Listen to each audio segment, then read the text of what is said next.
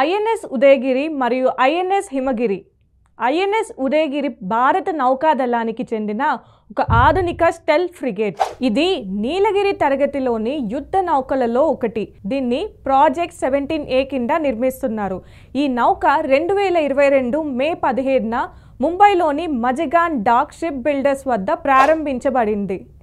దీని ప్రధాన లక్ష్యం సముద్రంలో బహుముఖ కార్యకలాపాలు నిర్వహించడం, అంటే anti submarine warfare, anti air warfare మరియు యాంటీ సర్ఫేస్ వార్ఫేర్ వంటి ఆపరేషన్స్ను చేయగలగడం. ఈ నౌకలో ఆధునిక సెన్సార్స్, రాడార్ వ్యవస్థలు మరియు స్టెల్త్ టెక్నాలజీ వాడబడింది. దీనివల్ల శత్రువుల రాడార్లో గుర్తించడం చాలా కష్టమవుతుంది. ఐఎన్ఎస్ ఉదయగిరి సుమారు 6670 టన్నుల బరువు కలిగి ఉంటుంది మరియు దీని పొడవు సుమారు 149 మీటర్లు ఉంటుంది. దీని గరిష్ట వేగం సుమారు 28 నాట్స్ వరకు ఉంటుంది.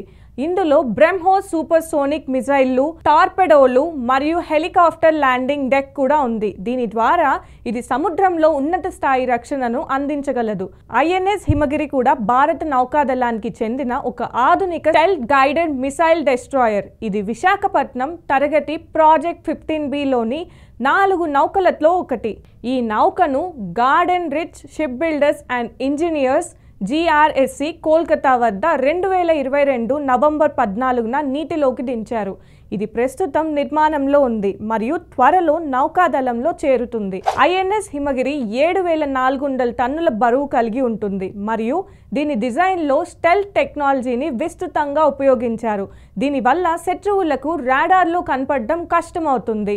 ఇందులో బ్రహ్మోస్ క్రూజ్ మిసైళ్లు, బరాక్ 8 సర్ఫేస్ టు ఎయిర్ మిసైళ్లు వంటి అధునాతన ఆయుధ వ్యవస్థలు అమర్చబడ్డాయి.